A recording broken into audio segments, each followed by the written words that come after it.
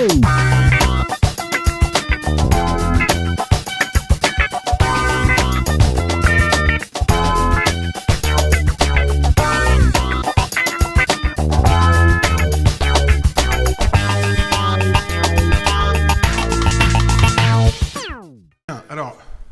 on va essayer ce matin de faire le tour de ce qui concerne la nutrition et la fonction de reproduction dans une espèce, qui est en l'occurrence l'espèce canine.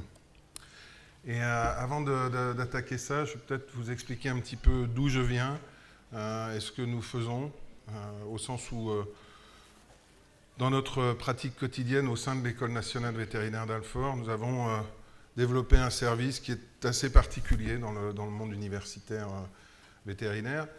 L'école vétérinaire d'Alfort, c'est la plus ancienne école vétérinaire du monde encore sur son site. Je vous rappelle, non sans fierté, que la médecine vétérinaire est née en France en 1761, avec une première école vétérinaire qui s'est ouverte à Paris, et qui a fermé très vite parce que, en mettant une école vétérinaire dans Paris, ça voulait dire avoir des animaux dans Paris, des chevaux, des bovins, des choses comme ça.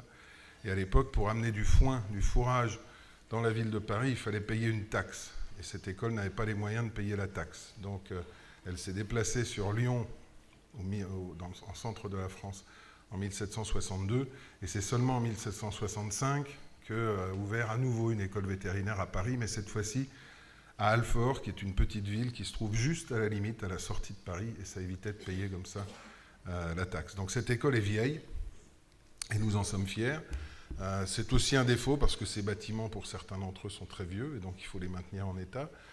Mais nous avons au sein de cette école un hôpital vétérinaire ultramoderne qui a ouvert il y a un peu plus d'1 an et qui nous permet actuellement de traiter entre 65 et 70 000 patients, chiens et chats, par an. Donc c'est un outil de travail absolument extraordinaire dont nous disposons.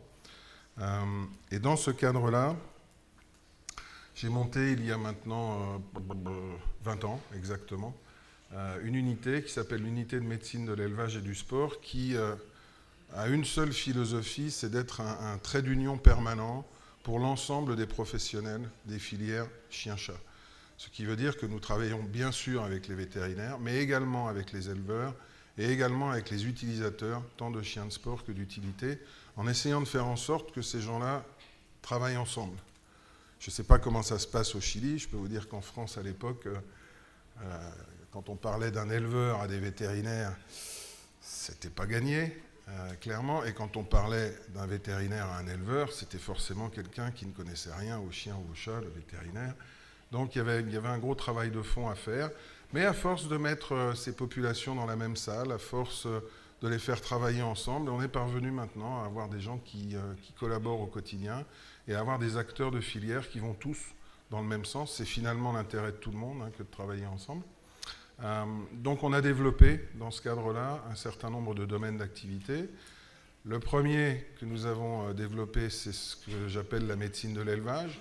C'est comment en fait aider, quand on est vétérinaire, les éleveurs à avoir une meilleure gestion technico-économique de leur élevage, à avoir une meilleure prévention, à produire des chiots et des chatons de qualité, si possible en plus grand nombre, et à avoir également des règles de prévention en matière de pathologies de groupe, que ce soit des pathologies infectieuses ou parasitaires par exemple, mais également tout ce qui touche à l'impact sur le comportement. Ensuite, on a développé ce qu'on a appelé médecine sportive, qui est une médecine dédiée aux chiens de sport et d'utilité, avec beaucoup de travail sur le chien d'utilité. Ça a été dit par la personne qui m'a introduite. Je suis, moi, sapeur-pompier de Paris, c'est une unité militaire, et on est 4 vétérinaires dans mon service à être également sapeurs-pompiers, ce qui veut dire qu'on est au quotidien avec les Search and Rescue Dogs, avec les chiens de recherche-sauvetage, et qu'on travaille aussi au quotidien avec toutes les entités de police, entités militaires, douanes, etc. Donc ça nous a permis d'avancer un petit peu sur des notions qui touchent à l'amélioration de l'olfaction, à l'amélioration des méthodes de formation, à l'amélioration aussi de tout ce qui est entraînement physique et l'impact de l'entraînement physique. Je sors du cadre de la reproduction, mais c'est vrai que là je suis plus dans mon domaine de passion. Il est évident que quand un chien se met à halter parce qu'il n'est pas préparé physiquement, c'est un chien qui a du mal à respirer les effluves, les odeurs qu'on lui demande de trouver. Bon, quand on a compris ça, on a tout compris. Et des fois, il faut du temps pour qu'un maître chien arrive à comprendre cette notion, à comprendre que l'entraînement physique est important aussi. Donc on a développé ces aspects-là. Derrière cela, bien évidemment, quand on avait des chiens blessés, il fallait les ramener le plus vite possible en état de travail ou en état de compétition. Donc on a monté une unité de physiothérapie et rééducation fonctionnelle qui est maintenant dotée d'un service là aussi ultra moderne depuis 1 an. On a réussi à trouver les financements pour monter ça. Et pour les vétérinaires, j'insiste là-dessus, parce que je pense que tout ce qui est rééducation fonctionnelle, physiothérapie, fitness au sens large, c'est quelque chose qui est doté d'un très grand avenir pour la profession vétérinaire, indéniablement. On a bien évidemment développé une consultation de médecine préventive, et là aussi, je m'adresse à des vétérinaires. La médecine préventive, c'est pas seulement vacciner et prescrire des antiparasitaires, c'est pas seulement la première consultation, c'est aussi amener un propriétaire de chien ou de chat à venir régulièrement chez son vétérinaire pour faire du check-up, pour faire du dépistage précoce, pour avoir un suivi nutritionnel. Et en basculant comme ça de simples consultations dites de vaccinologie ou antiparasitaire vers une vraie consultation de médecine préventive, au niveau de cet hôpital dont je vous parlais tout à l'heure, on est passé de 2800 consultations par an à pratiquement 7000 consultations en 1 an. Donc c'est vous dire que la demande existe chez les propriétaires d'avoir un suivi vraiment en profondeur de leur animal. Et tout ça va bien sûr de pair avec notre dernier domaine d'activité qui est la nutrition clinique. Et cette nutrition, mais on l'aborde, c'est un choix que j'ai fait moi à titre personnel il y a 30 ans déjà, qui était de... Vous avez vu ce qu'était l'histoire de cette société qui est Royal Canin. Elle avait été montée par un vétérinaire français que je connais. Il faut dire que je suis vieux et lui aussi, donc plus facile pour nous de nous connaître. Et on a décidé d'aller travailler avec cette société qui, et là encore je le dis très librement sans faire de publicité plus que ça, qui est la seule qui présentait comme avantage, je dirais, d'écouter tout ce qui pouvait être innovation. Le mot a été prononcé tout à l'heure, mais chaque idée qu'on pouvait avoir, ces gens-là étaient prêts à nous aider à la développer et à essayer de voir si on pouvait en bout de course, s'ils pouvaient en bout de course en faire un produit. Et c'est ce qui fait qu'on a continué de travailler avec eux. Et très franchement, je ne le regrette pas parce que ça a aidé à progresser dans les domaines qui sont les nôtres. Et puis je constate simplement que ça a aidé aussi à essayer de mettre sur le marché, de voir sur le marché des gammes d'aliments qui correspondent vraiment à des besoins de la part des propriétaires. J'aurai l'occasion, là je vais descendre à Pouillet, ouais, c'est ça, pour congrès vétérinaire. Peut-être certaines d'entre vous y seront. Et je vais décliner tout ce qu'on a pu faire dans le domaine de la recherche et des avancées du chien de sport et du chien de travail au profit d'autres typologies de chiens. Et je pense que les gens seront surpris de voir combien de nombreuses innovations sont venues justement de ces chiens, qui sont des chiens de travail et d'utilité. Pourquoi ? Parce que quand on a un chien dont la finalité est de sauver des vies humaines, ou dont la finalité est de trouver des explosifs, ou même dont la finalité est simplement de faire un sport en plus haut niveau, on n'a pas le droit à l'erreur. Et les propriétaires, les professionnels ne pardonnent pas l'erreur, ce que bien souvent le grand public va pardonner, parce que si on est capable d'emballer ça dans les mots qu'il faut, en règle générale, ça passe très bien. Chez les professionnels, ça passe pas. C'est comme chez les éleveurs, si on n'est pas bon, on a tout de suite la sanction. Donc c'est un choix, c'est comme ça qu'on a avancé, et je tenais à le dire en guise d'introduction parce que c'est pas forcément évident dans une université vétérinaire que de développer ces concepts-là. Ils sont maintenant ancrés dans les référentiels en France et en Europe, donc c'est une bonne chose. Je ne sais pas ce qu'il en est pour l'ensemble de l'Amérique du Sud, mais prendre en compte l'élevage, les utilisateurs, les professionnels, et surtout l'aspect préventif de la chose via la nutrition, c'est quelque chose qui maintenant fait partie de notre quotidien. Voilà, alors on va rentrer un petit peu dans ce vif du sujet avec cette notion de nutrition en relation avec la reproduction. La reproduction, c'est un cycle, clairement. C'est un cycle qui va de la fécondation, ovule, spermatozoïde, vers la gestation, la mise bas et la prise en compte d'un chiot qui, dans un premier temps, va être allaité par sa mère, va devoir être sevré et ensuite passer au stade croissance. Je vais refaire une petite parenthèse à ce stade-là et vous comprendrez chemin faisant, je pense, combien la notion est importante. On est dans un cycle avec les mêmes animaux et je ne sais pas si la notion de microbiote est quelque chose dont vous avez déjà entendu parler, mais c'est une notion qui depuis 1 an et demi maintenant est scientifiquement sur le marché et prend de plus en plus d'importance. Alors le microbiote, c'est quoi? C'est la population de micro-organismes qui peuplent notre tube digestif. Alors on avait tendance à dire il y a les bonnes bactéries et les mauvaises bactéries. Oui, on le dit encore et on a raison. Mais on se rend compte de plus en plus, par des études sur l'homme, sur le rat et maintenant sur le chien, que la nature même de ce microbiote est quelque chose qui conditionne et qui est en lien direct avec un certain nombre de problèmes pathologiques. Il y a la génétique, bien sûr. Il y a sans nul doute l'environnement et ce qui permet l'expression de cette génétique. Mais il y a également ce microbiote. On le sait pour l'obésité, on le sait pour le diabète, on commence à le savoir pour un certain nombre d'affections de type cancéreuse. Et plus on va travailler ce microbiote, cette micropopulation intestinale, le plus tôt possible, et plus surtout on va lui permettre de se stabiliser, mieux on va se porter. Alors je ne suis pas en train de vous dire pour l'instant qu'on a les solutions pour essayer de maintenir ce microbiote. Ce qui est certain, c'est une chose qu'on a appris, là encore, avec les chiens qui sont dans des situations de stress importantes, comme les chiens de travail et de sport, c'est que moins on modifie l'alimentation, mieux on se porte. Et donc le fait de pouvoir disposer de gammes qui sont de plus en plus élargies et qui s'adaptent de plus en plus à des situations physiologiques précises est quelque chose qui constitue d'emblée un énorme plus. Pourquoi ? Parce que ces gammes, à la base, elles vont utiliser les mêmes bases de matières premières, avec les mêmes bases de process, même si de temps en temps il faut adapter ça bien sûr à la situation physiologique ou pathologique. Et ça présente un énorme avantage, c'est qu'on ne modifie pas l'environnement, le micro-environnement, l'écosystème, comme on dit, du tube digestif de manière importante, et que toutes ces notions de transition alimentaire dont on vous a parlé et que vous connaissez, c'est-à-dire je change d'aliment, il faut une 8aine de jours pour que l'animal s'adapte et que son tube digestif s'adapte, sont des choses qui progressivement ont tendance à disparaître de par le fait que justement on a des gammes qui nous permettent d'aller du point A au point Z en changeant simplement l'aliment. Je crois que c'est une notion qui est importante et moi je remercie vraiment Royal Canin d'aller dans ce sens-là parce qu'on va se rendre compte dans l'avenir que finalement on va pouvoir couvrir l'ensemble des éléments du cycle de vie de l'animal en restant sur une même typologie d'aliments et en ayant une prévention qui, de fait, sera bien meilleure encore que ce qu'elle n'est actuellement. L'espérance de vie des chiens et des chats a augmenté, clairement, depuis quelques années. Ça devrait continuer d'aller dans le même sens.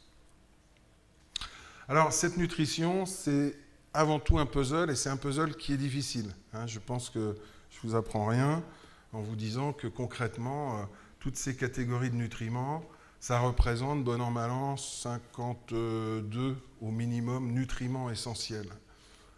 Pendant des années, il y a une trentaine d'années, 25 ans, je disais il faut essayer de travailler en ration ménagère, vous savez, faire ça soi-même. Alors on a développé des logiciels très sophistiqués. On avait en France un système avant Internet qui s'appelait le Minitel, qui était un système qui permettait aux gens de pianoter à distance et de faire traiter des données par un ordinateur. Donc on s'est dit, on va aider les vétérinaires à faire des rations comme ça, et on s'est rendu compte petit à petit qu'on pouvait y arriver, grosso modo, sur une dizaine de nutriments. On ne peut pas y arriver sur 52 nutriments. Et c'est ce jour-là, finalement, qu'on a décidé de dire, bon, il faut aller vers l'aliment industriel en ce qui nous concerne. 52 nutriments, c'est beaucoup. Et si vous rajoutez ceux qui deviennent des nutriments essentiels dans certaines situations physiologiques, par exemple, la vitamine C n'est pas un nutriment essentiel pour le chien, ça le devient dans des situations de stress. Donc on va augmenter ce nombre jusqu'à 60 ou 65. Ça devient impossible à faire quand on veut le faire soi-même. Donc ce puzzle nutritionnel n'est pas simple, mais il faut l'avoir en tête justement parce qu'il n'est pas simple.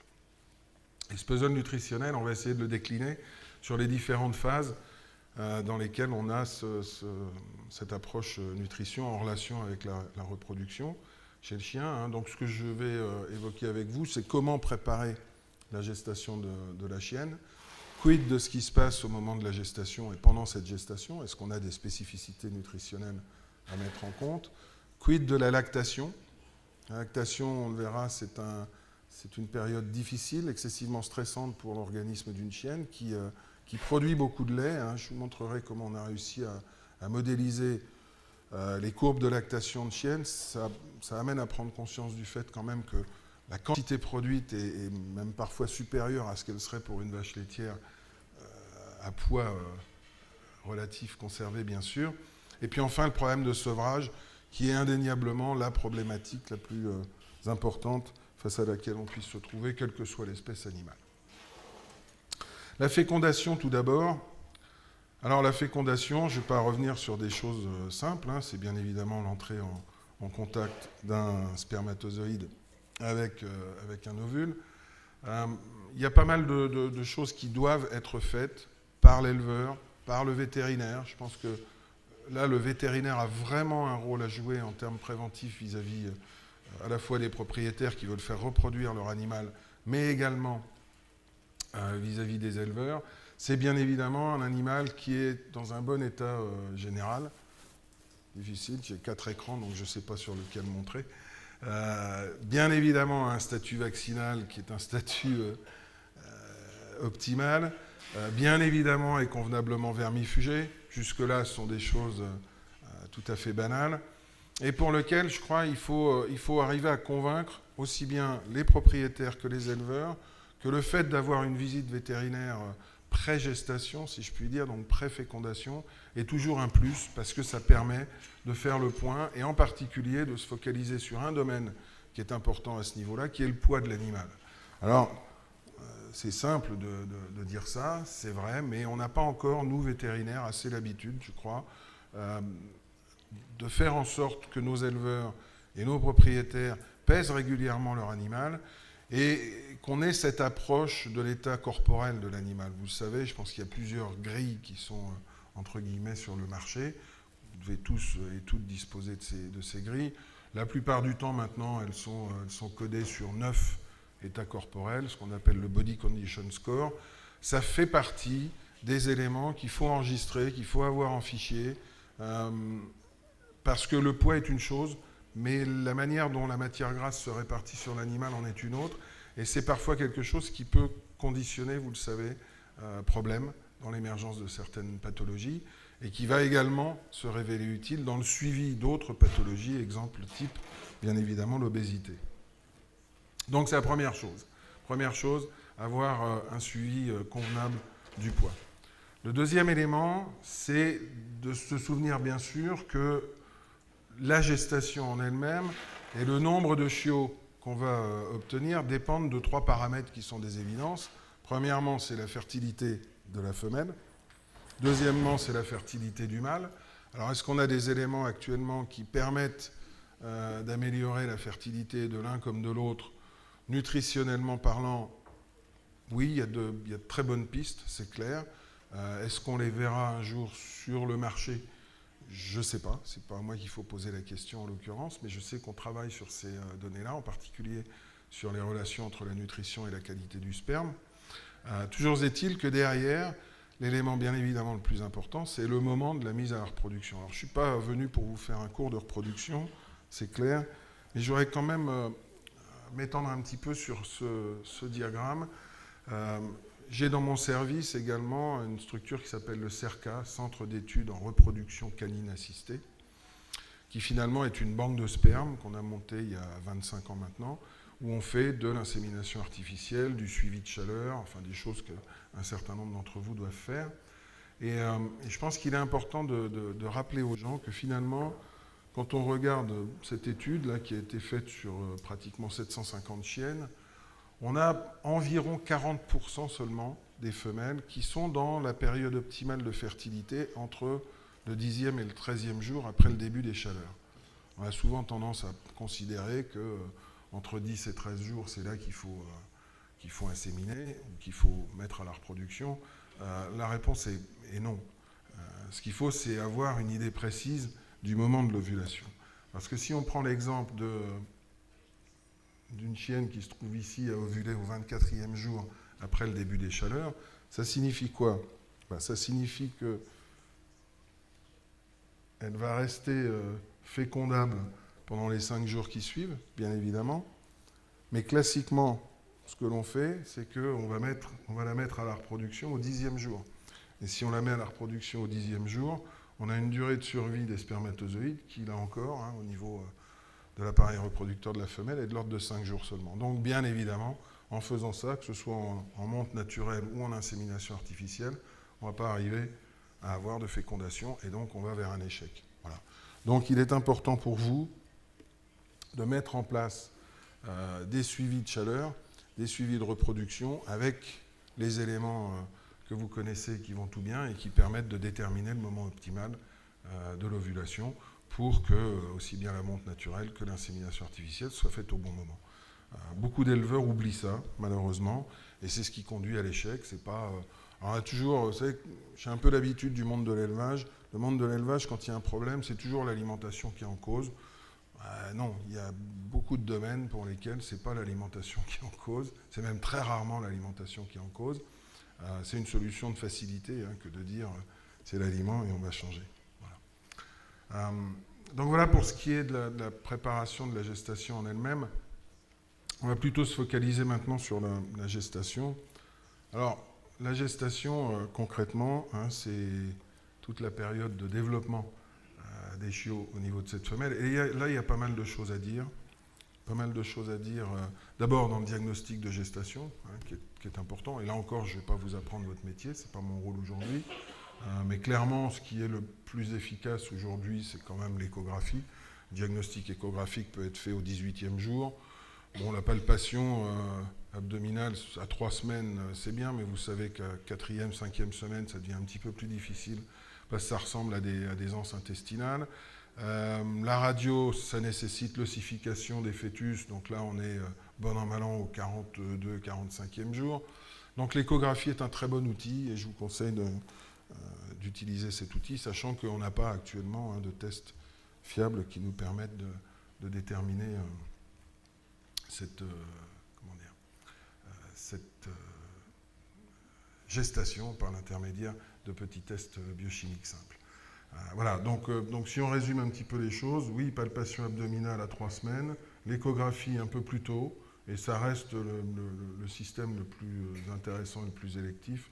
La radio, c'est bien, mais c'est tellement tard que finalement, on a déjà des modifications comportementales et des modifications physiques qui font que. Donc je ne saurais que vous recommander d'aller vers ce système, enfin, vers l'utilisation et la valorisation de l'échographie. Alors notre alimentation, elle doit répondre à des objectifs. Ces objectifs, quels sont-elles? C'est d'abord de permettre d'avoir à la naissance une portée qui soit à la fois nombreuse, vigoureuse, en bon état, éviter les mortalités néonatales et éviter également les possibles malformations, on y reviendra. Deuxièmement, c'est faire en sorte que la mère ait une prise de poids qui soit la plus limitée possible. La prise de poids pendant la gestation est un facteur de dystocie au moment de la mise bas. Donc il est clair qu'il faut faire en sorte que cette chienne ne prenne pas une quantité de poids trop importante. Respecter au maximum la sécurité digestive de la chienne, ça veut dire quoi? Ça veut dire prévenir les problèmes de diarrhée, et c'est là où notre microbiote aussi prend toute son importance. Et puis préparer la lactation qui va suivre à partir du moment où les chiots vont être nés. Et la croissance fœtale, eh bien, la croissance fœtale, en fait, elle se fait en 2 phases. Elle se fait d'abord avec une phase que je qualifierais de qualitative, je vais y revenir, et puis ensuite, à partir d'un peu plus d'1 mois, en gros, c'est le dernier tiers, dernière moitié, mais surtout le dernier tiers de gestation, une croissance qui est cette fois-ci beaucoup plus quantitative, avec des embryons, des fœtus qui vont prendre plus de poids. Donc une phase d'embryogénèse et une phase de développement du fœtus, avec des impacts nutritionnels sur lesquels je vais revenir. Le développement du fœtus, c'est un processus qui est lent, et il faut bien avoir ça en tête. Ces 2 phases de développement, avec grosso modo une frontière au 35e jour. D'abord l'embryogénèse, développement de l'embryon, développement des organes, et donc quelque chose de très qualitatif. C'est là où des malformations peuvent se mettre en place, par exemple. Et puis ensuite, c'est simplement une phase de croissance du fœtus, qui est une croissance très rapide. Là, on a une prise de poids qui est importante, et donc quelque chose qui se veut plus quantitatif, on va dire, au global. Donc ça retombe ça sur une évolution du besoin énergétique des chiennes durant cette gestation. Et si on veut le schématiser de manière très simple, pendant les 2 premiers tiers de gestation, il ne se passe pas grand-chose au plan qualitatif. Vous voyez qu'on est sur des augmentations qui sont de quelques pourcents simplement jusqu'au 40e jour. Par contre, on est dans le qualitatif, j'insiste, donc les nutriments qui vont aider au bon développement de l'embryon. Et ensuite, sur le dernier tiers de gestation, on est sur une augmentation importante, cette fois-ci, des besoins énergétiques qui vont, en fin de gestation, être de l'ordre de 40 à 45% plus élevés qu'ils ne le sont à l'entretien. Autre élément important à prendre en compte durant cette période, c'est exactement le même problème que celui qu'on peut avoir dans toutes les espèces animales, c'est la diminution des capacités d'ingestion de la chienne. Chez les bovins, on raisonne l'appétit non pas sur la glycémie, mais sur la capacité d'ingestion, donc sur l'encombrement du rumen. Là, il ne s'agit pas de rumen pour la chienne, il s'agit d'un estomac, mais la problématique reste la même. L'utérus vient comprimer l'estomac, avec un animal qui a un changement de comportement important, qui est beaucoup moins actif qu'il n'a pu l'être. Donc une diminution de capacité d'ingestion, qui ne signifie pas forcément une diminution d'appétit d'ailleurs, mais qui fait que l'animal a plus de difficultés à ingérer l'ensemble des choses dont il aurait besoin. Donc si on veut regrouper un petit peu tout ça, eh bien, on se rend compte qu'au global, on a des besoins énergétiques qui sont excessivement élevés, qui sont liés d'une part à la croissance fœtale en fin de gestation, où là vraiment, on a vu qu'on avait sur le dernier tiers de gestation une augmentation de besoins énergétiques importante, et puis cette diminution de capacité d'ingestion qui fait qu'il va falloir faire ingérer plus d'énergie à l'animal dans un volume, si possible, plus petit. Ça signifie quoi ? Ça signifie avoir une meilleure densité énergétique et accroître également l'appétence de l'aliment.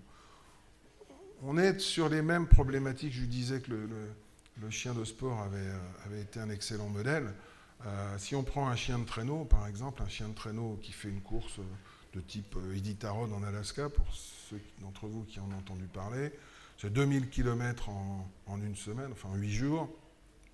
Les chiens, dans ces conditions-là, ont des besoins qui sont de l'ordre de 10 à 11 000 calories par jour. Rappelez-vous que le besoin énergétique de quelqu'un comme moi, même si j'ai tendance à manger trop, c'est de l'ordre de 2000 calories par jour. Là, on est sur des chiens qui font 20 kg et qui ont 11 000 calories de besoin énergétique par jour.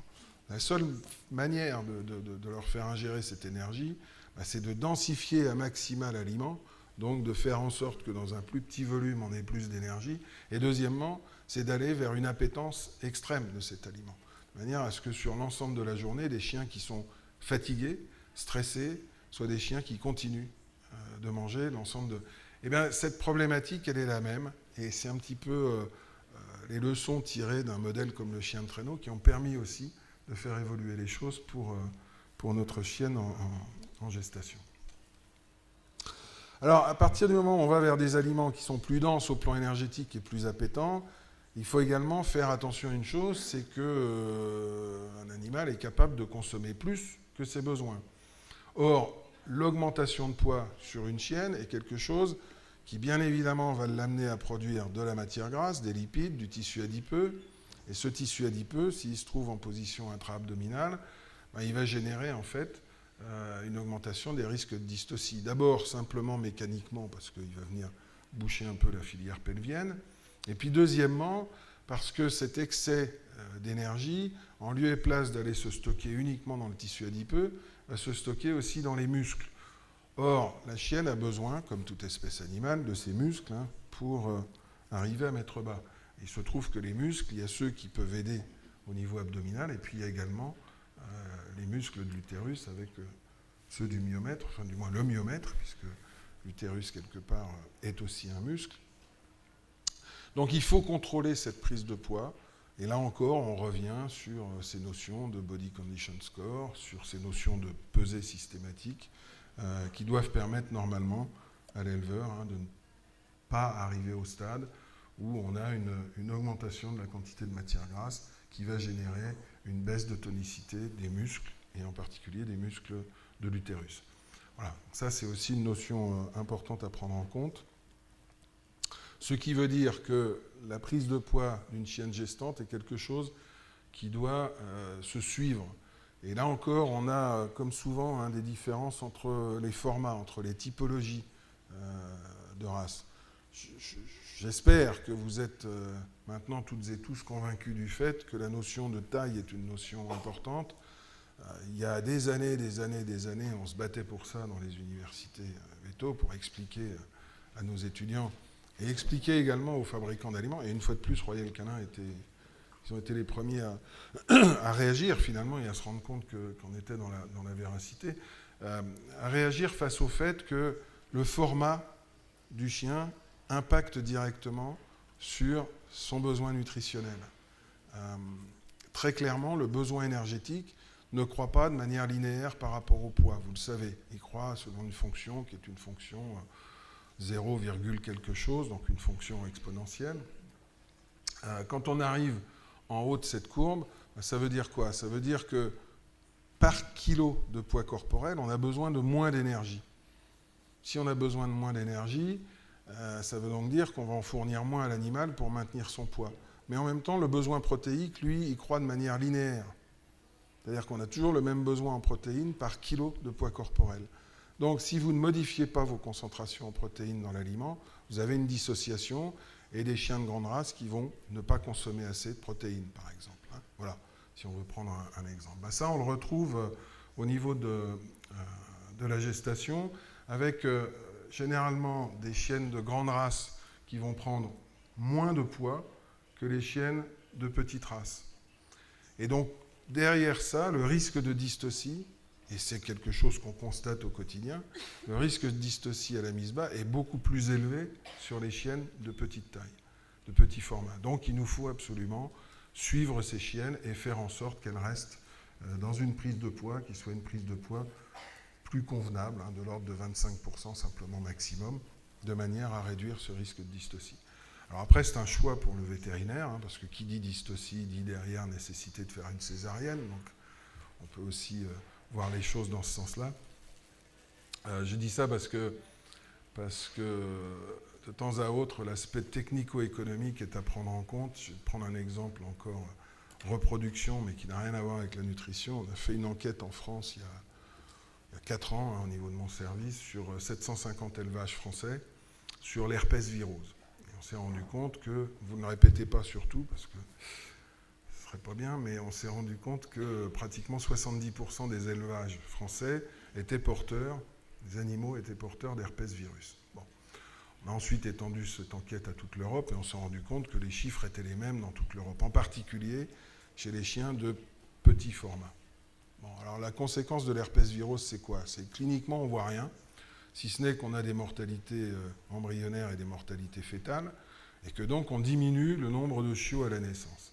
Et on diminue également le format, la taille de ces fœtus à la naissance. La vision de l'éleveur, c'est de dire finalement, ça ne me gêne pas d'avoir de l'herpès virose, parce que comme ça, au moment de la naissance, j'ai beaucoup moins de césariennes à payer chez mon vétérinaire, puisque les chiots sont plus petits. Même s'il en est moins, je n'ai pas à payer la césarienne et la vie est belle. Oui, c'est pas comme ça qu'on arrive à avoir un cheptel qui, au plan sanitaire, tienne la route. Or, le vaccin herpès virose est cher, ça c'est vrai, même s'il est efficace. Et donc, par voie de conséquence, on n'a toujours pas réussi à assainir les cheptels européens à ce problème d'herpès virose. Voilà. Donc, là, on est typiquement dans quelque chose qui est technico-économique. On ne peut pas trancher au plan sanitaire en disant c'est une obligation. Non, on ne peut pas. On laisse les gens choisir et on se rend compte que finalement, le choix qui est fait, c'est le choix économique. Alors, on a essayé de démontrer aux éleveurs que s'ils vaccinaient, ça leur permettrait d'avoir plus de chiots à la naissance et que finalement, même si de temps en temps, ils devaient avoir recours à des césariennes, le fait d'avoir plus de chiots à la naissance, économiquement, était plus rentable pour eux. Là, derrière, tout dépend des conditions de marché, de la manière dont on vend les chiots. Voilà un exemple des choses sur lesquelles on peut travailler de temps en temps. mais qui montre que ce n'est pas gagné, quoi. Je veux dire que même quand on a une bonne argumentation au plan vétérinaire, on n'a pas forcément la certitude derrière que les choses vont se mettre en place. Pour l'alimentation, c'est relativement plus simple. De fait, on sait que depuis longtemps, que le nombre de dystocies augmente quand le poids des animaux augmente, et en particulier sur les petites races, donc moralité. On va essayer de faire en sorte que les femelles de petites races prennent moins de poids. Autre élément à prendre en compte aussi, c'est le devenir de ces chiots de petite race. Je pense que vous savez que l'organisme s'édifie avec des vagues tissulaires successives. Le premier tissu qui s'organise lors de l'embryogénèse et de la croissance du fœtus, c'est le tissu nerveux. Ensuite vient le tissu musculaire, le tissu osseux, et en dernier, le tissu adipeux. Les races de petite taille sont des races qui naissent mieux finies à la naissance. Les chiens qui sont plus proches finalement de ce qu'ils seront à l'âge adulte que les autres. Donc plus on a de surcroît énergétique précoce, y compris pendant la gestation, sur des chiots de petite taille, plus on va promouvoir l'existence de tissu adipeux. Or ce tissu adipeux précoce, ce n'est pas celui qu'on va voir facilement, c'est celui dont les adipocytes vont se remplir à l'âge adulte. C'est ce qu'on appelle une obésité précoce. Et l'obésité précoce, c'est quelque chose qui est excessivement difficile à combattre par rapport à une obésité qui s'installe à l'âge adulte. Faites très attention dans les prescriptions que vous pouvez faire de plans de décroissance pondérale au niveau d'animaux qui sont obèses. C'est une maladie, donc on doit la suivre. Entre une obésité qui s'est figée à l'âge adulte et une obésité qui s'est figée dans le jeune âge, c'est le jour et la nuit. Et donc vous ne pouvez pas annoncer à votre propriétaire une décroissance pondérale sur un plan d'alimentation qui soit aussi efficace sur une obésité précoce qu'elle ne l'est sur une obésité acquise à l'âge adulte. C'est exactement la même chose pour l'humain d'ailleurs. Plus les enfants sont obèses jeunes, plus il sera difficile de lutter contre cette obésité dans le futur. Pourquoi ? Parce que quand on est jeune, on multiplie le nombre d'adipocytes, alors que et on va les remplir à l'âge adulte, alors que quand ça se produit à l'âge adulte, on ne va pas multiplier le nombre d'adipocytes, on va simplement remplir les adipocytes. Donc cette espèce de combinaison de plongée qu'on a fait pendant le jeune âge, elle va faire que croître et embellir, que gonfler, et elle devient très très difficile à compenser. Et ça, c'est déjà pendant la période d'embryogénèse que les choses se mettent en place. Donc faire attention à ce qu'une chienne maintienne sa masse musculaire, ne prenne pas de matière grasse. Ça a forcément tout ça des conséquences nutritionnelles sur lesquelles je vais revenir.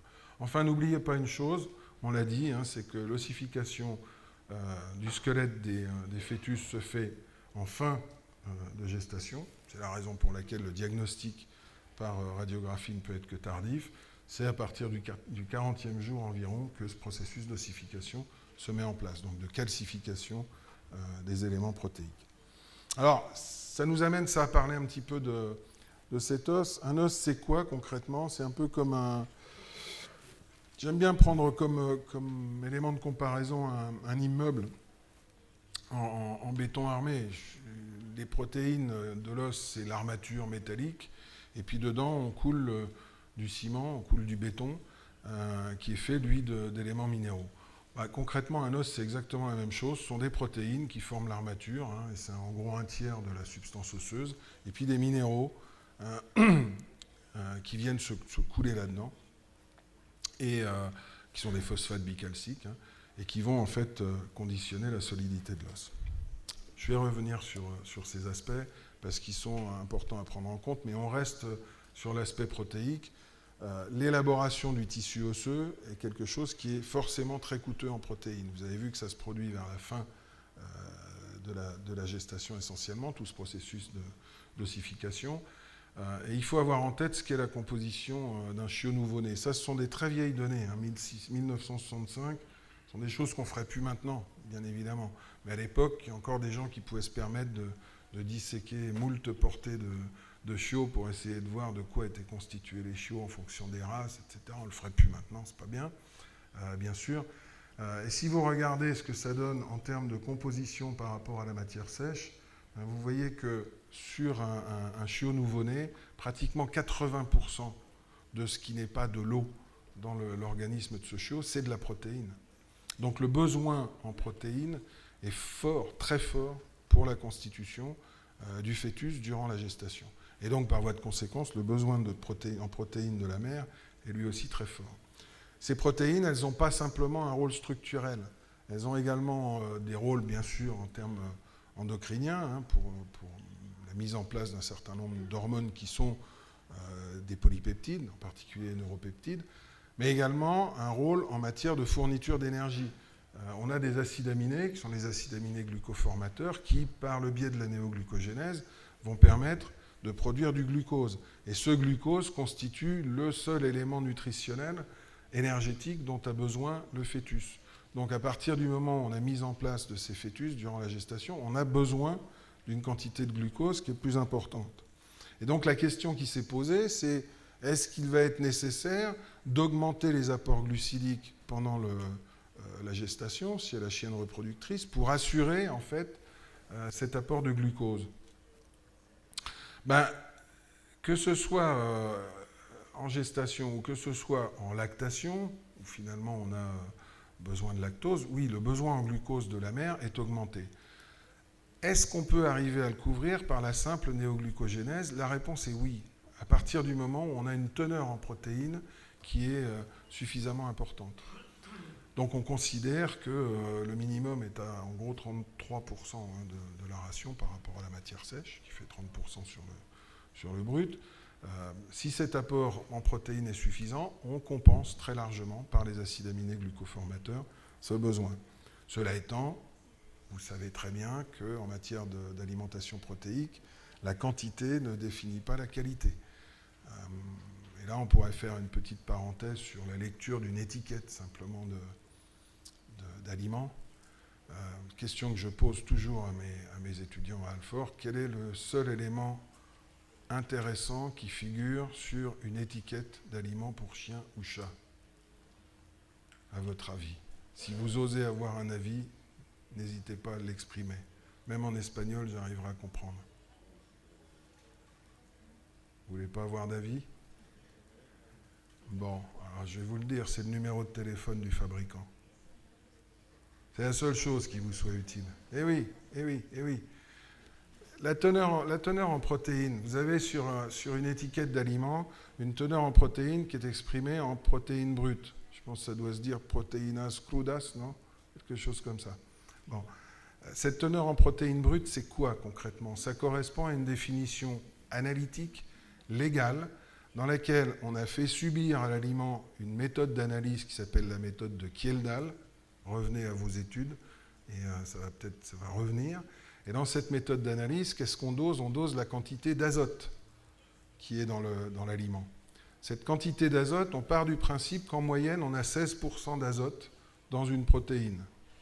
Donc, si je veux passer de la quantité d'azote à une quantité de protéines, je vais multiplier ma quantité d'azote par 1 sur 0,16.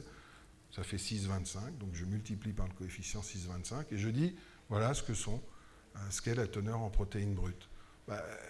Non. Enfin, si je mets de l'urée, si je mets du biurée, si je mets de la mélamine, si je mets n'importe quelle source d'azote, ça va me monter ma teneur en protéines brutes. Si je mets des protéines de tissu conjonctif avec 0 acide aminé essentiel, ça va me monter ma teneur en protéines.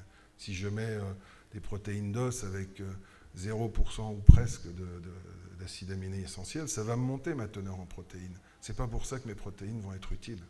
Et c'est pas pour ça que je vais avoir des acides aminés essentiels dedans. D'accord? Donc, on est très gêné, je pourrais vous prendre tous les paramètres un par un comme ça, on est très gêné par ces étiquettes dans lesquelles, finalement, les informations qui sont dessus sont des informations légales. Moi, ce qui m'intéresse, c'est d'obtenir du fabricant une réponse à mes questions techniques. Et si le fabricant ne fournit pas de réponse à mes questions techniques, je peux vous dire que jamais, au grand jamais, je ne prescrirai ou n'utiliserai son aliment. Donc n'hésitez pas, il faut aller vers les fournisseurs, vers les fabricants, et leur poser les questions auxquelles ils sont là pour répondre. Voilà. Il y a ceux qui vous répondront avec des bonnes données analytiques et des bonnes données scientifiques, et puis il y a ceux qui vous diront non, pas de problème, Nos aliments, ils sont conçus par un nutritionniste. Il y a toujours un nutritionniste. On est les numéros 1 de la nutrition. Ils sont toujours numéro 1 de la nutrition. On s'en fout de tout ça. On veut les informations. D'accord? Voilà. Numéro de téléphone. Bon, je clôt ma parenthèse. Donc, bien évidemment, ces protéines, encore faut-il que ce soit des protéines qui soient des protéines de qualité, bien sûr. Le deuxième élément qui va former cet os dans le fœtus sont les minéraux. Alors, les minéraux, ben, là encore, il faut du calcium, il faut du phosphore. Est-ce qu'il en faut beaucoup? Non, non, non. Et s'il y a une règle du jeu à retenir, c'est qu'il ne faut jamais complémenter une chienne à partir du moment où elle est nourrie avec un aliment qui est un aliment complet et adapté. J'ai vécu dans le chien de sport des gens, vous savez, de temps en temps, on a des bons copains, alors ils sont là, ils veulent vous faire plaisir. Alors, pour vous faire plaisir, vous leur dites, utilise tel aliment, c'est bien pour tes chiens, alors ils utilisent tel aliment. Et puis derrière, ils ont un autre copain. J'en ai un en tête qui avait un copain qui était pharmacien, qui produisait des compléments alimentaires. Alors pour lui faire plaisir, il rajoutait un complément avec du calcium sur cet aliment qui était déjà complet. Et puis il avait entendu dire que je disais que tel autre complément était bien aussi. Alors il le rajoutait par-dessus. Et le résultat, c'est que ces chiens de 20 kilos, progressivement, ont chuté en performance et puis se sont mis à avoir de réels problèmes musculo-tendineux et puis de réels problèmes osseux. On a trouvé des calcifications erratiques un peu partout, des tendons qui se calcifiaient, j'en passais des meilleurs. Et en faisant l'examen de sa ration, on arrivait à une quantité de calcium consommée tous les jours qui était supérieure à ce qu'aurait consommé une vache laitière qui produit 50 kg de lait. Donc une quantité phénoménale de calcium. Voilà. Ce n'est pas anodin la complémentation. Et c'est en particulier pas anodin pendant la gestation ou en préparation de la lactation. Quand vous avez un excès de calcium durant la gestation, qu'est-ce qui se passe au niveau de l'organisme de la chienne?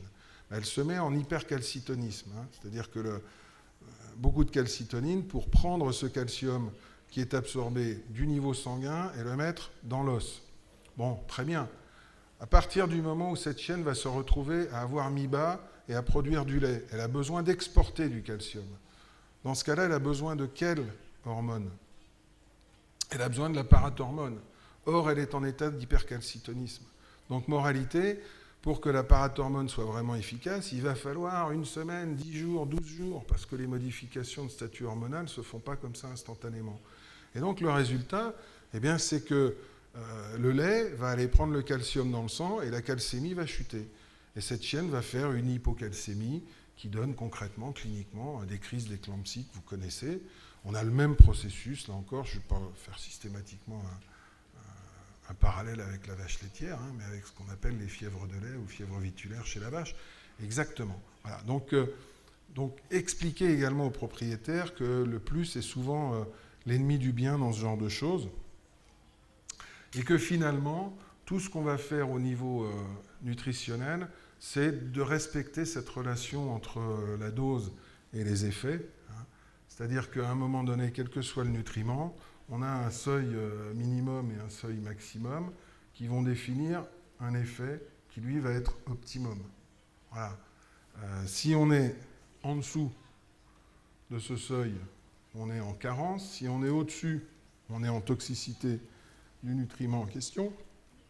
Maintenant, concrètement, il suffit d'être au-dessus du niveau minimum pour avoir un animal qui est en bonne santé.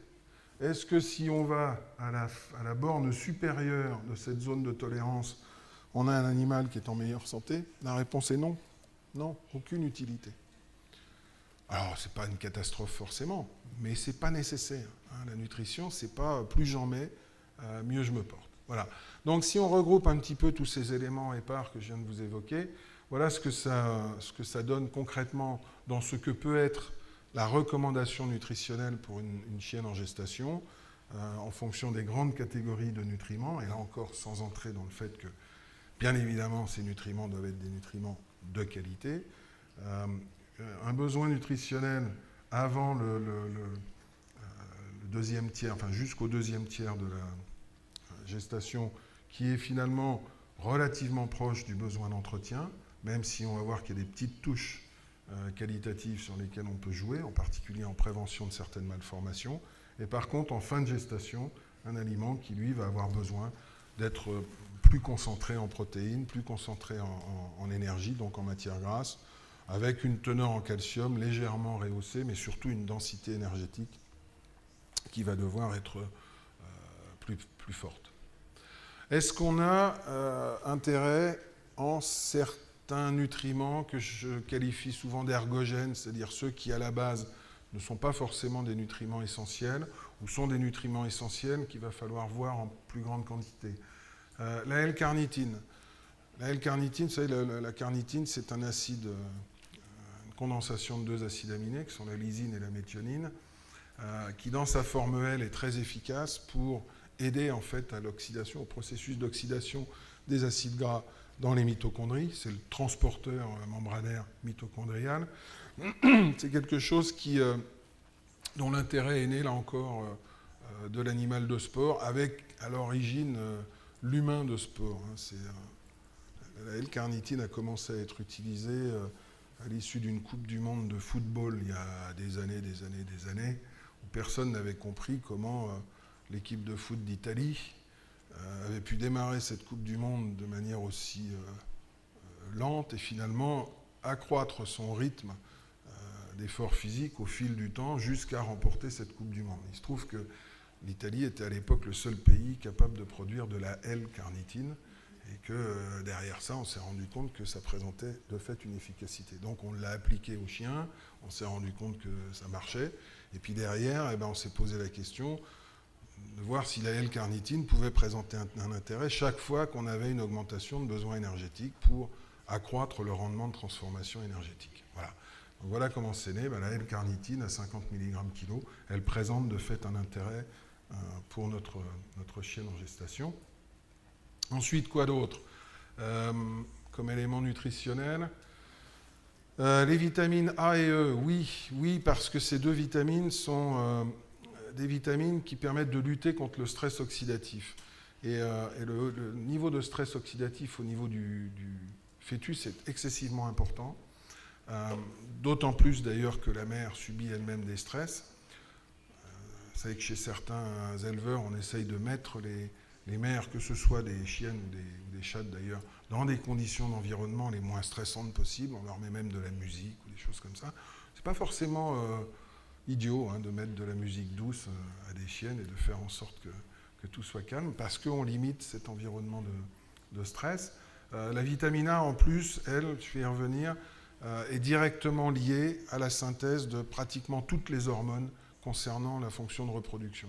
Donc les besoins en ces deux vitamines sont clairement nettement accrus, tout comme l'est le niveau global d'antioxydants. Donc on sait maintenant que des nutriments comme la vitamine C, la vitamine E, qui agissent en complémentarité, ou lutéine, taurine, qui est un acide aminé à finalité antioxydante aussi, sont des choses qui présentent un intérêt et qui doivent être inclus dans les formules.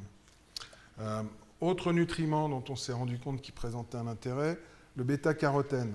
Alors je ne vais pas vous faire un cours de biochimie ici, mais le bêta-carotène, il est quand même très impliqué dans la synthèse d'un élément biochimique qui s'appelle le cytochrome P450.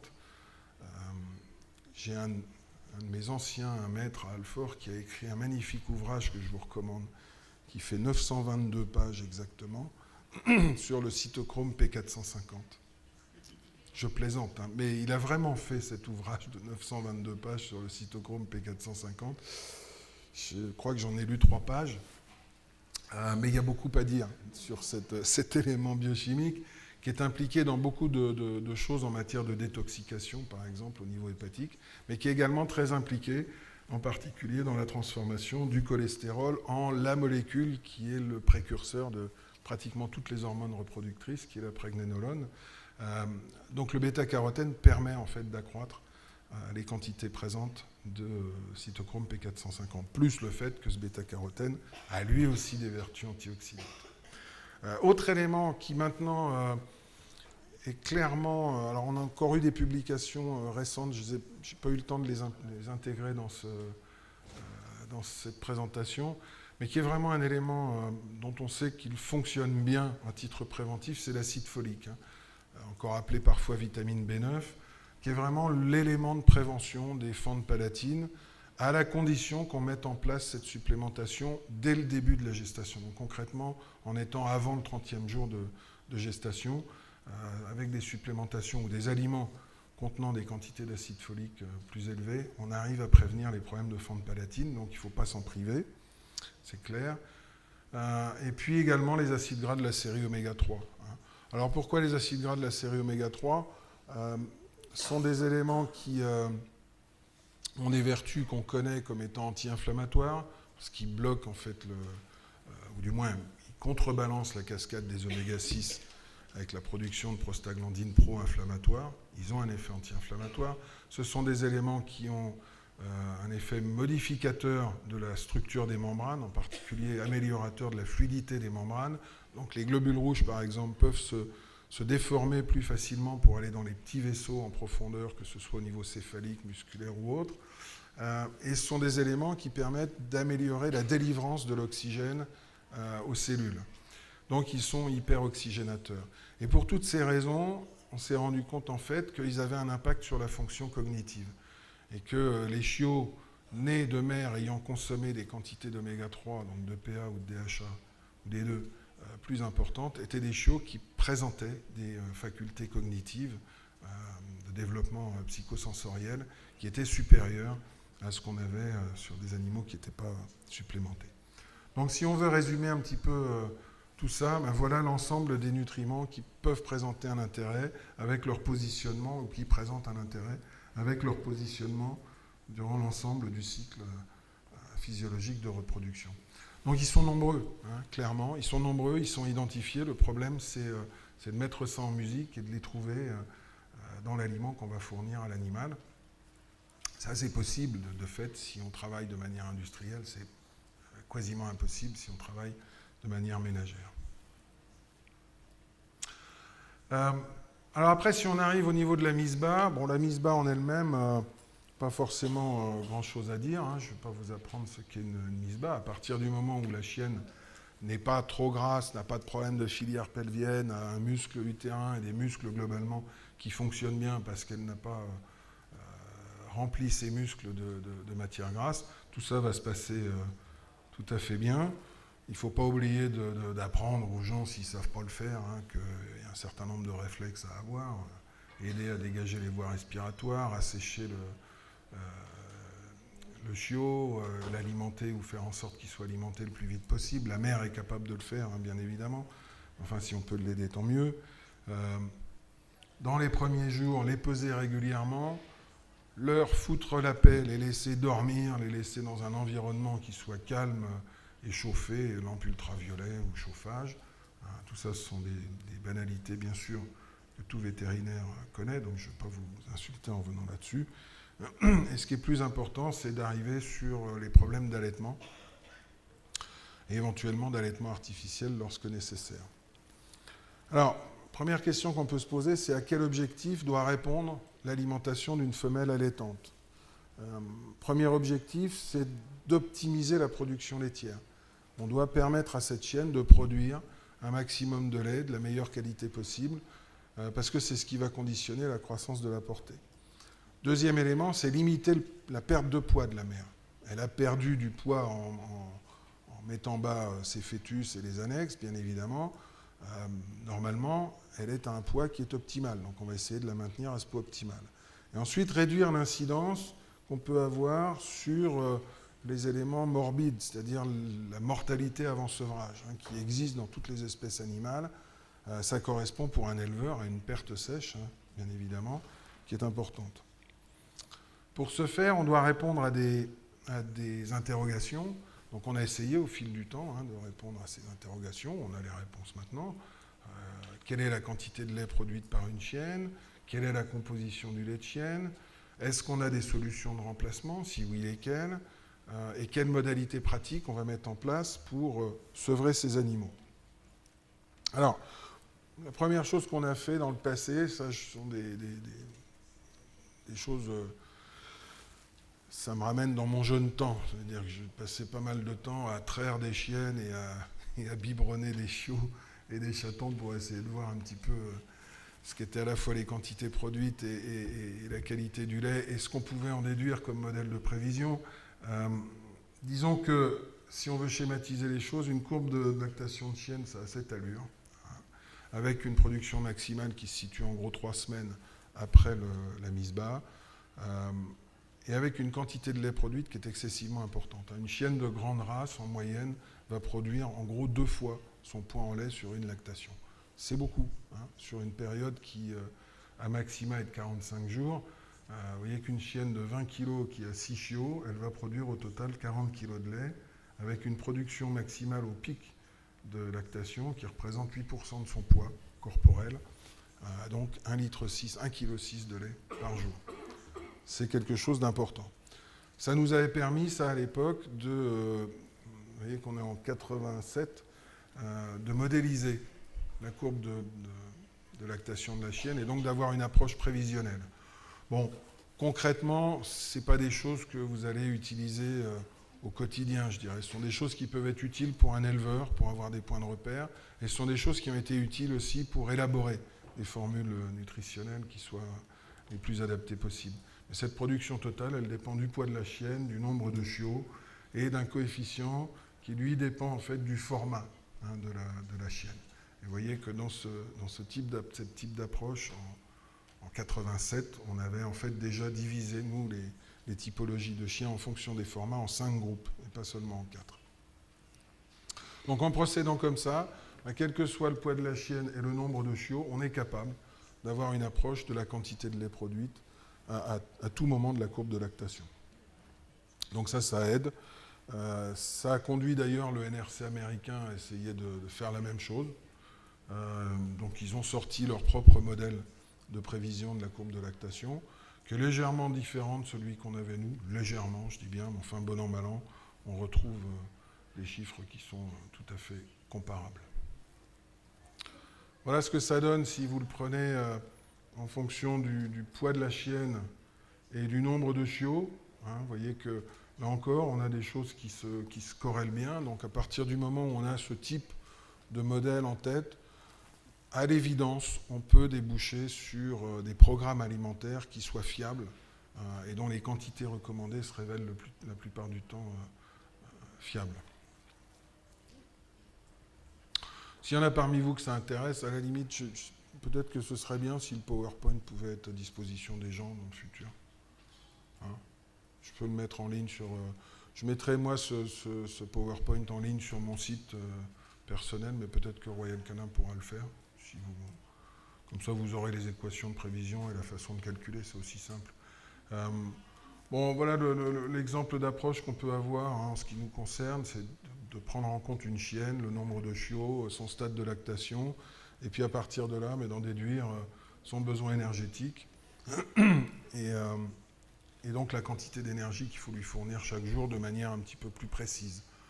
C'est relativement simple, en fait. Vous avez le besoin énergétique d'entretien, auquel s'ajoute un besoin énergétique de lactation qui tient à la production laitière au jour concerné, à la quantité d'énergie qu'on a dans un kilo de lait, 1460 calories, et le 80% étant le rendement de l'énergie métabolisable vers l'énergie nette. Je ne vais pas vous emmerder avec des choses qui sont des choses qu'on impose à nos étudiants de savoir, mais qui quelque part vous permettent d'avoir des clés de raisonnement intéressantes. Ça vous permet de calculer sa production totale, vous voyez, 46 kg. Ça vous permet de calculer son besoin énergétique quotidien, qui en production va être de 3300, que vous ajoutez à son besoin d'entretien. Voilà, ça vous fait 4600 calories à avoir. Donc un besoin énergétique qui est multiplié par 3,7 à cette période de la vie de l'animal. Voilà. Bon. Donc une fois que vous avez ce type d'approche, ça c'est le calcul selon la méthode NRC. Vous voyez que le NRC, au lieu de multiplier par 3,7, multiplie par 3,5. Bon. On est quand même dans des choses qui sont fiables. Quand vous connaissez également la composition du lait de chienne, dont les caractéristiques sont quoi? Il y a moins de lactose que dans le lait de vache, c'est une première chose. Donc s'il y a moins de lactose que dans le lait de vache, ça veut dire quoi? Ça veut dire que si vous utilisez du lait de vache pour alimenter des chiots en lactation, vous êtes sûr d'avoir un problème de diarrhée. Pourquoi vous allez avoir un problème de diarrhée? Parce que le lactose nécessite pour être digéré la présence d'une enzyme qui est la lactase, et la lactase est une enzyme adaptative. C'est-à-dire que plus il y a de lactose, plus il y a de lactase. S'il y a moins de lactose, il y a moins de lactase. Il y a très peu de lactose dans le lait de chienne. Si vous mettez du lait de vache, vous allez avoir trop de lactose par rapport à la concentration en lactase, et donc ce lactose va fermenter dans le gros intestin, générer un appel d'eau et générer une diarrhée.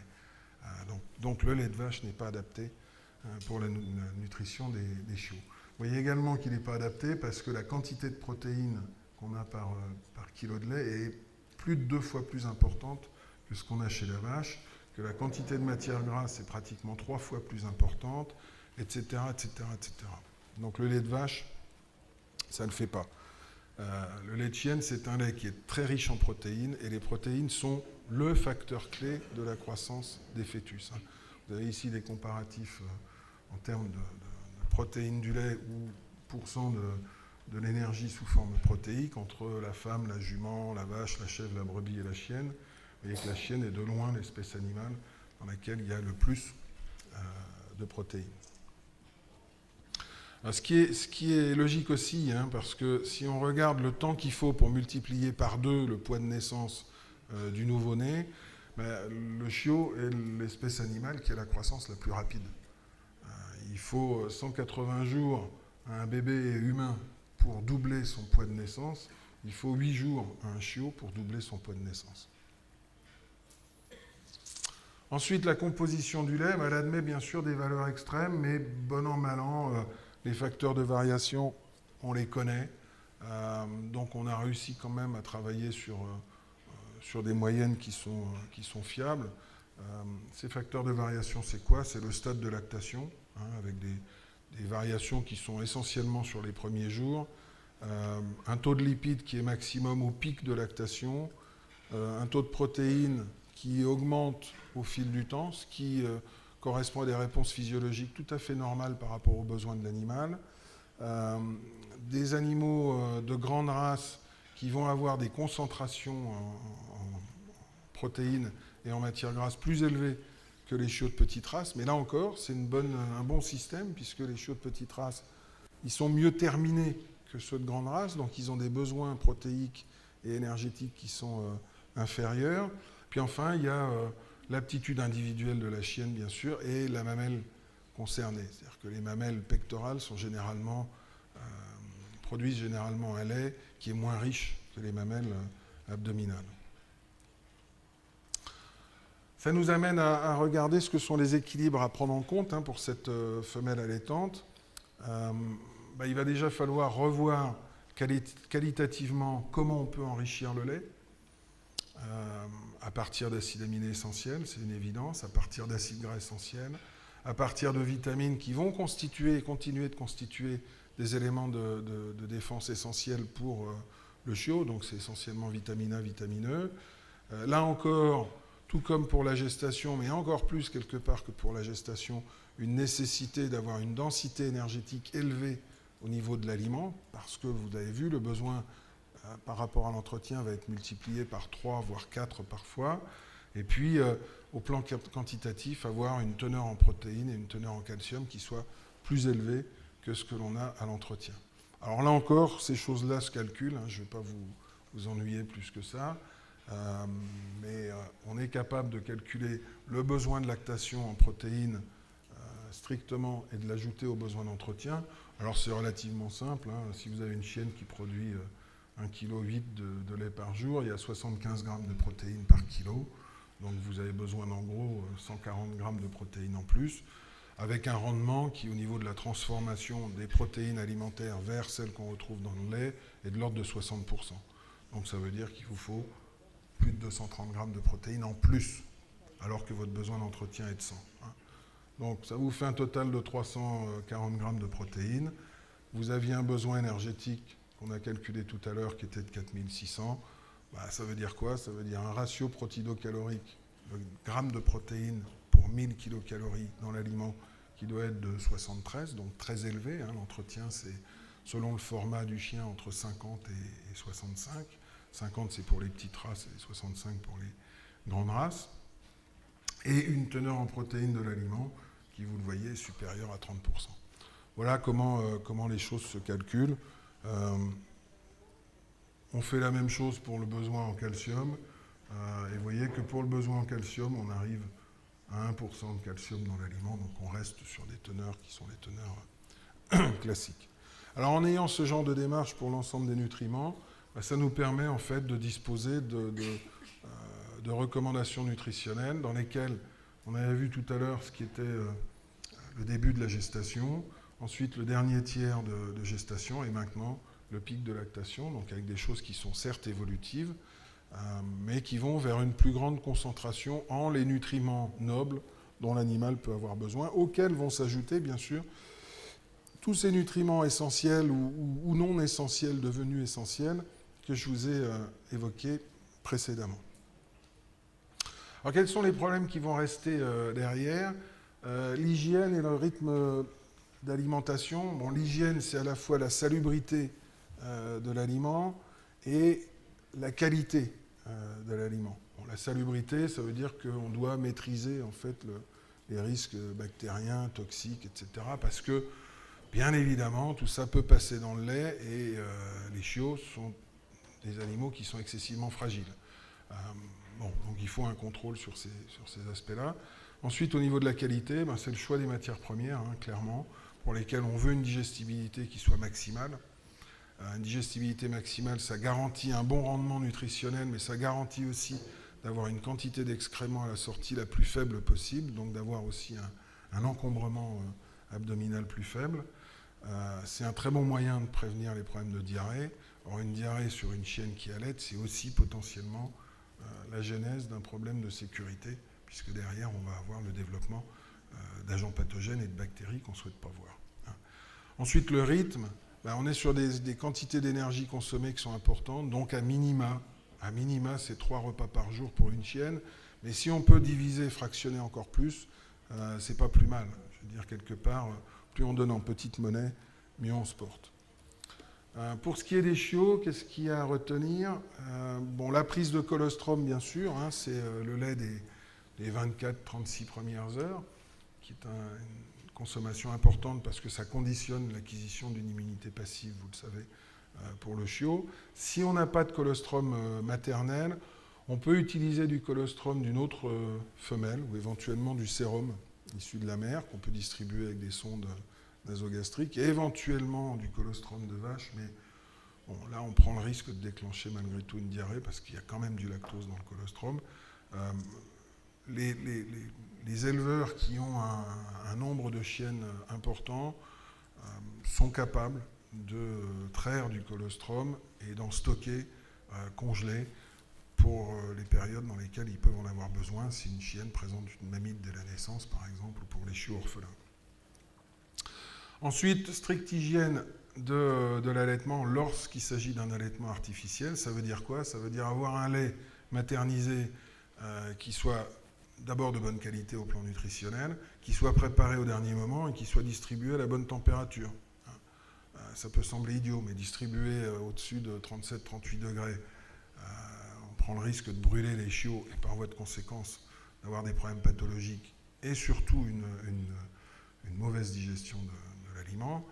Si on le distribue trop froid, en dessous de 37-36 degrés, on va se retrouver avec une mauvaise coagulation et derrière une mauvaise digestion, donc générer des problèmes de diarrhée.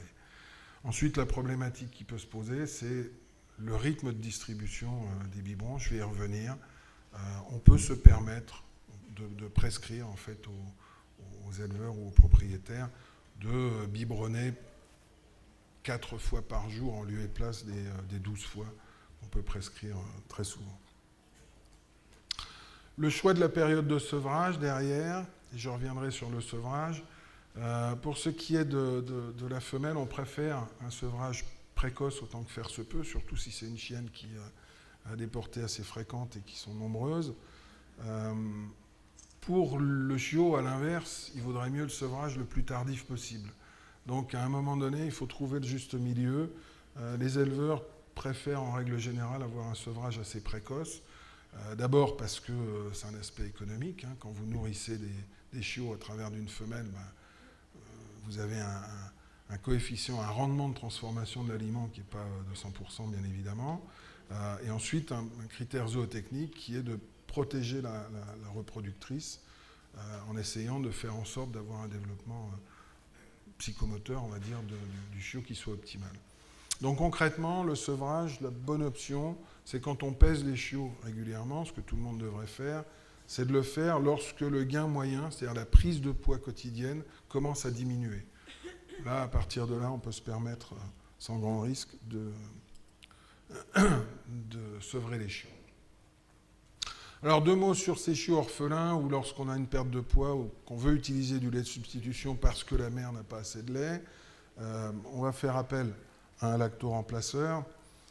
Les cas de figure pour utiliser ces lactoremplaceurs, c'est tous les cas de mammites, qui sont pratiquement toutes des mammites septiques. Les cas d'éclampsie que je vous évoquais tout à l'heure à la naissance, les chiots nés sur césarienne, les chiennes qui présentent une production laitière insuffisante, et puis tous les comportements anormaux de la chienne, cannibalisme, excès de stress, etc. Dans ce cas-là, il faut utiliser un lait qui soit adapté pour les chiots. Le lait de vache n'est absolument pas adapté, ça c'est clair. Donc nous, on préconise vraiment de faire appel à des laits qui ont été formulés pour ça, avec le matériel qui va tout bien. C'est quand même notoirement plus satisfaisant. Je vous l'ai dit, un excès de lactose, ce qui est fréquemment lié à l'utilisation de lait de vache, c'est la certitude d'obtenir un problème de diarrhée sur les chiots. Et un problème de diarrhée sur les chiots, c'est une déshydratation extracellulaire qui conduit très très vite à la mort du chiot. Dans les choix de lait maternisé, alors on peut arriver à faire du lait maternisé soi-même, c'est clair. Maintenant, vous voyez ce que ça impose. Du lait concentré non sucré, de la crème fraîche, des œufs sans coquille, avec coquille, de l'eau minérale, etc. Un peu compliqué. Le lait de vache en poudre, vous oubliez, ça ne marchera pas. Donc là encore, allez vers des laits en poudre spécifiques pour chiots. Et surtout, regardez, parce qu'il y en a quand même beaucoup sur le marché, il faut aller regarder ceux qui correspondent à une formule qui colle vraiment avec le besoin du chiot. L'allaitement lui-même, le rythme de distribution, je vous en ai mis 2 mots. Le rythme naturel, c'est 20 tétés par jour pour un chiot. Alors dans le passé, on a testé différents rythmes nous-mêmes. Je l'ai fait moi-même pendant des années, j'avoue. Ce n'était pas forcément ce qui m'excitait le plus, mais il fallait qu'on avance dans la connaissance. Dans un premier temps, on était descendu à des rythmes de type 7, 6, 5, 4, c'est-à-dire 7 tétés la première semaine, 6 la seconde, 5 la troisième, 4 la quatrième, et ensuite sevrage. Et progressivement, on est arrivé à des rythmes de type 4, 4, 4, 3. C'est-à-dire qu'on a vraiment diminué en nombre de tétées quotidiennes, en ne laissant jamais plus de 6 heures quand même entre 2 tétées. Et à partir de là, on arrive à assurer une croissance convenable pour les chiots. Donc c'est une question de volonté d'investissement en main-d'œuvre de la part des gens, avec des quantités de lait reconstitué par repas qui vont bien sûr varier en fonction du format des chiots. Là encore, on retrouve cette nécessité de prendre en compte le concept de taille des animaux, de format des animaux. Bon, normalement, quand vous êtes face à un fabricant qui vous propose des plans de rationnement sur la base d'un lait qui tient la route et qui est convenable, vous allez avoir des plans de rationnement qui sont convenables et que vous pouvez suivre. Ne pas oublier de prescrire aux utilisateurs les mesures d'hygiène. Les mesures d'hygiène, c'est si on veut garder les chiots en vie, là encore, on est sur des choses qui sont des choses de base. Les chiots sont très sensibles à tout ce qui est maladie infectieuse, donc se laver les mains, donc avoir des mesures d'hygiène et de nettoyage du matériel qui soient adaptées. Si on a un doute, ne pas hésiter à contrôler la température rectale des chiots. Quand la température descend aux environs de 34 degrés, on commence à avoir une perte des capacités digestives de l'animal, donc un risque de diarrhée derrière qui s'instaure. Et quand la température descend à 32 degrés, l'animal perd le réflexe de succion, donc on n'arrive même plus à l'alimenter. Donc contrôler la température des chiots est quelque chose qui peut se révéler important. Et si cette température n'est pas assez élevée, il faut rajouter de la chaleur autour des chiots. Ne pas oublier non plus de dire, parce que beaucoup de propriétaires ne le savent pas, que le réflexe périnéal existe et que si on oublie de le faire, à un moment donné, on va se retrouver avec des animaux constipés et problèmes derrière. Donc là encore des évidences, mais il faut me... Je suis en retard. Si, alors je me dépêche. Qu'est-ce qu'il faut prescrire d'autre? Les aspects socialisation, oui, bien sûr, hein, qui vont de pair. Alors les aspects socialisation, c'est quoi? Je ne vais pas vous en parler pendant 15 heures. Hein. Il faut que les chiots, le plus tôt possible, subissent une socialisation à la fois intra- et hétérospécifique. Ça veut dire être sûr que l'animal est au contact avec sa mère, si elle existe encore, lorsqu'il ouvre les yeux, par exemple. Ça veut dire également le mettre en contact le plus vite possible avec d'autres espèces animales, parce que c'est ce qui va conditionner le fait qu'ensuite il se comporte bien avec. Le mettre au contact de jouets, de bruits, avoir un environnement qui soit le plus enrichi possible. Les bons éleveurs maintenant ont des endroits où l'environnement des chiots est enrichi.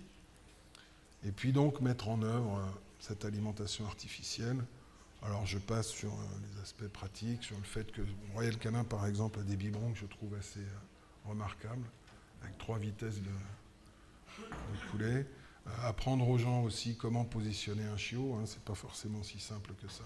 Enfin bon, des choses simples, mais qui font la réussite pratique de ces allaitements artificiels. Et si on fait ça, eh ben on se rend compte, j'aurais pu prendre plein d'exemples, que bien évidemment en alimentation artificielle, on a peut-être une croissance qui est légèrement inférieure à l'alimentation normale, mais on a une croissance compensatrice qui se met en place aussitôt après le sevrage. Donc il ne faut pas hésiter du tout à avoir recours à l'allaitement artificiel.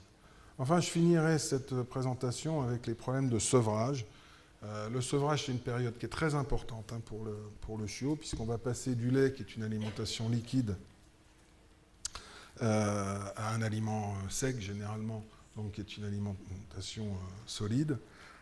Dans une période qui est une période difficile, c'est une période difficile parce que la croissance de ces chiots est très intense en pré-sevrage. Vous voyez qu'un chien de race géante va multiplier par 18 son poids sur cette période, alors que le chien de type mini va le multiplier simplement par 10. Là encore, grosse différence en fonction du format. Et je le répète, des chiens de petit format qui naissent bien mieux terminés que les chiens de grand format. Ça a dû être mon problème étant petit, je pense. C'est une période difficile également parce qu'on a des capacités digestives qui ne sont pas forcément encore toutes en place. Les capacités digestives vis-à-vis du lactose vont diminuer avec la diminution de consommation de lait. Donc elles ne sont déjà pas très fortes chez le chiot, mais lorsqu'elles diminuent, ça veut dire que le lactose devient de plus en plus un risque de diarrhée. Et dans le même temps, les capacités de digestion de l'amidon, qui se trouve dans les aliments secs, augmentent, elles, relativement lentement. Donc vous voyez que cette période de 5 semaines est une période qui est difficile au plan enzymatique pour l'animal. Et c'est une période d'autant plus difficile que c'est à ce moment-là où on a dissociation entre la courbe de production laitière, qui est arrivée à son pic et qui redescend, et le besoin nutritionnel du chiot qui ne fait qu'augmenter. Donc cette divergence fait qu'à un moment donné, il faut aller de fait vers cette notion de sevrage. Autre élément qui peut rendre difficile, l'évolution des dents. Hein, le fait que les dents de lait apparaissent à 3 semaines, qu'à 6 semaines, le chien a déjà une dentition qui est bien formée, donc ça devient de plus en plus douloureux pour la chienne. Donc c'est une période difficile à gérer, comme ça l'est dans d'autres espèces. Je pense au porcelet en particulier, on est à peu près dans les mêmes conditions. Et c'est vrai que pour passer de l'un à l'autre, il va falloir aller vers des aliments qui seront très appétants. Pourquoi il faudra des aliments très appétants? Parce que les chiots, à cet âge-là, ont peu de réserves énergétiques. Ils restent très sensibles aux problèmes d'hypoglycémie. Ils ont une capacité d'ingestion réduite parce que l'estomac n'est pas encore à son volume normal. Et ce sont des animaux qui vont devoir manger fréquemment. Donc si on regarde les capacités d'organes, vous voyez qu'il faut attendre le 49e jour pour avoir un poids d'estomac ou un poids d'intestin grêle en suffisance par rapport au fonctionnement digestif normal de l'animal. Donc un chiot de cet âge-là est encore très immature. Enfin, je crois que c'est le dernier élément qui rend cette période difficile, c'est le comportement alimentaire. Il va falloir passer de la tétée au fait de laper un aliment humidifié et à la mastication d'aliments secs. Donc pas facile de gérer ça. Et le gros problème qui va se positionner en élevage, c'est le problème de diarrhée. Des diarrhées qui en elles-mêmes ne seraient pas catastrophiques, parce que ce sont des diarrhées la plupart du temps osmotiques, si ce n'est que ces diarrhées sont responsables de déshydratation extracellulaire. Et que la déshydratation extracellulaire est l'élément qui est susceptible de tuer ces chiots. Donc retenez ça, enfin du moins vous le savez, mais soyez bien conscients que le chiot est réellement un animal qui est très fragile, très sensible à tout ce qui est trouble digestif, de par cette faible capacité digestive qu'on vient d'évoquer, et puis aussi de par le fait qu'on a quand même beaucoup de virus et de parasites digestifs qui peuvent être présents. La faible capacité digestive, on l'a vu avec cette digestibilité du lactose, qui au moment du sevrage diminue. Donc ça, c'est pas évident. On l'a vu également avec cette évolution de capacité de digestion amylasique, qui là encore n'est pas en place complètement. Donc je veux bien que vous figiez ça comme élément important. Ça veut dire que ce passage lactose-amidon n'est pas simple et que donc on ne peut pas aller directement vers des amidons du type de ceux qu'on a dans des croquettes normales, si je puis dire. Et puis derrière, on a ce qui tient au virus et aux parasites. Alors, il y a beaucoup de publications récemment, je dirais, sur ce sujet-là. Il y en avait relativement peu jusqu'à il y a un an et demi. On travaillait un petit peu sur la présence de tel ou tel virus en étiologie de problème dans des chenils ou dans des shelters. On a lancé en 2009, sur une période de 3 ans au total, une enquête sur les diarrhées de sevrage, qui est à ma connaissance la plus grosse enquête qui a été faite à ce jour, qui a été faite par un de nos PhD, qui est maintenant d'ailleurs rentré dans le service de recherche de Royal Canin. C'est une enquête qui a été conduite sur 36 chenils, 67 portées, 316 chiots, dans des conditions méthodologiques qui ont été quand même lourdes, difficiles, parce que d'une part, il fallait travailler au niveau des éleveurs, et puis ensuite, derrière, travailler en laboratoire. Et au niveau de chaque élevage, vous voyez, les chiots ont été tous identifiés dès la naissance, avec des petits colliers de couleurs différentes, pour être sûr de retrouver les mêmes chiots. On a contrôlé la distribution de l'aliment, on a contrôlé les scores fécaux, de la même manière qu'on fait un score corporel, réalisé un écouvillon rectal sur chaque chiot, et puis enfin, fait remplir un questionnaire quotidien aux éleveurs pour travailler sur l'ensemble des causes possibles de diarrhée.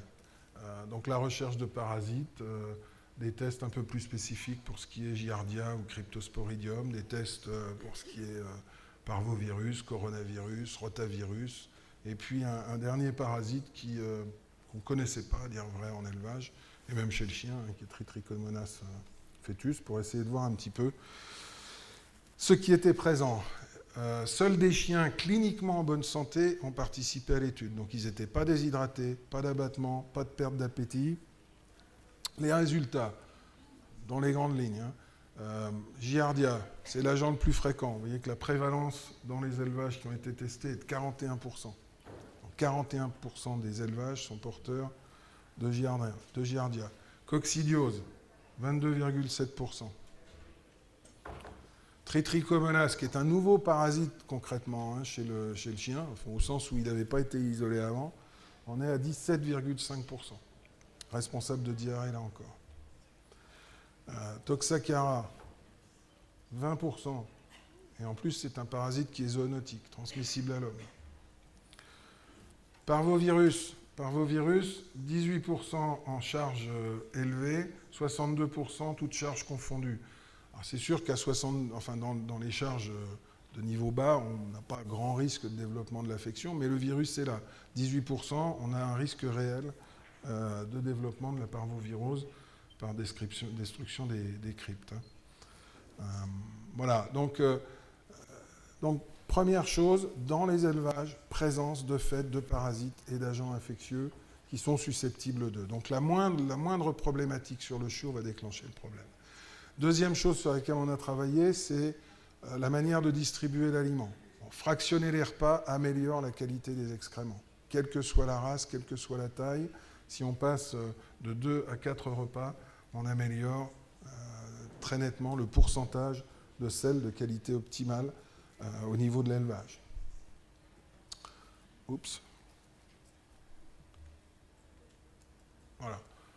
Donc voilà ce genre de score. Alors maintenant, on a des scores à 9 enfin des partitions sur... Oups. Voilà. Sur 9 typologies d'excréments qui sont scorés 1A, 1B, 1C, 2A, 2B, 2C, etc. Bon, ça peut vous sembler surréaliste. Quand on travaille en élevage, ce sont des choses qu'il faut être capable de mettre en place. On a besoin de cette approche-là. Voilà. Donc tout ça pour vous dire qu'il n'y a pas que l'aliment. J'insiste là-dessus. Beaucoup d'éleveurs ont tendance à dire si j'ai des problèmes de diarrhée sur mes chiots, c'est un problème d'alimentation. Non. Et nous, Veto, on est là pour essayer de trouver ce qui est vraiment la cause. Ça peut être un stress tout bête, un problème d'environnement, un problème d'habitat, un problème de comportement de l'éleveur, mais ça peut être aussi ces parasites, y compris nouveaux, ou ces agents pathogènes, bien évidemment. Alors ça, vous le savez, il faut maintenant faire passer le message aux éleveurs. De temps en temps, bien sûr, l'aliment peut être en cause, il ne faut pas non plus l'éliminer complètement. Voilà, donc ça veut dire quoi? Vous l'avez compris, c'est que vis-à-vis des chiots, la notion de sécurité digestive est une notion essentielle.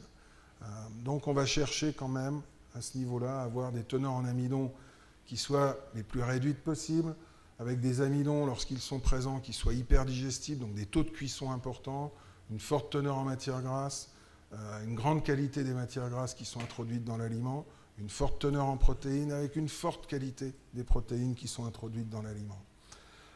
On peut aussi valoriser des sources nouvelles de sécurité digestive.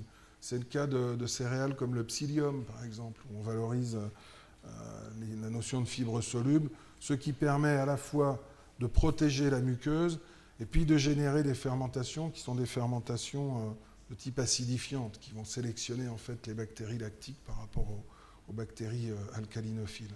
Je passe rapidement sur tout ça. Vous le retrouverez dans le PowerPoint éventuellement.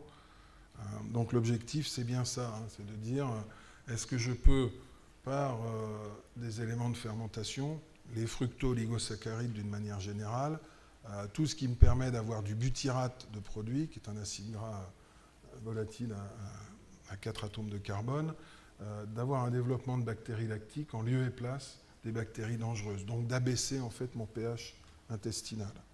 Donc en utilisant ces fructo-oligosaccharides, en utilisant des sources de butyrate, je vais pouvoir améliorer aussi ma sécurité digestive. Psyllium, fructo-oligosaccharides, butyrate, qui est aussi un élément qui permet de nourrir directement les cellules intestinales. Tout ça, on est dans le positif. Qu'est-ce qui a été découvert également? Le fait qu'on peut utiliser certaines levures. Dans certaines levures, on a au niveau des coques de levure des bêta-glucanes qui sont en couche interne et des mannanoligosaccharides qui sont en couche externe, qui ont à la fois des propriétés d'amélioration des défenses immunitaires et des propriétés anti-attachement des bactéries vis-à-vis de la muqueuse intestinale.